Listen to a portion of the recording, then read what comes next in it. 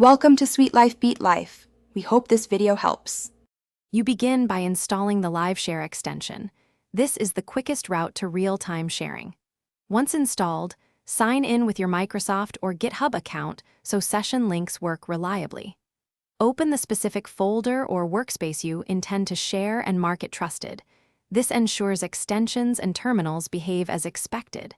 Then, click the Live Share button in the status bar to generate a link. This first action gets you from 0 to a shareable session in under a minute, so do it now. Once your session is active, configure permissions to match the task. You can grant read-only access when reviewers are involved or read/write for pair programming. Make sure to set the least privilege needed.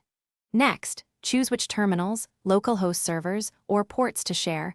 Only expose what's necessary to reduce risk. Use follow mode to guide a newcomer, or let people navigate independently. These middle steps control collaboration quality and security, so take the time to tailor settings before heavy editing begins. To finish, stop the session from the Live Share status icon. This immediately revokes the link. If you suspect the link was exposed, rotate it by starting a new session and notify collaborators. If guests fail to join, first confirm everyone has the Live Share extension and is signed in. Then check firewall rules and proxy settings. These often block connections. As a key troubleshooting tip, update both VS Code and Live Share to the latest versions. Compatibility fixes solve most connection problems. Thanks for watching. Consider subscribing if we helped you.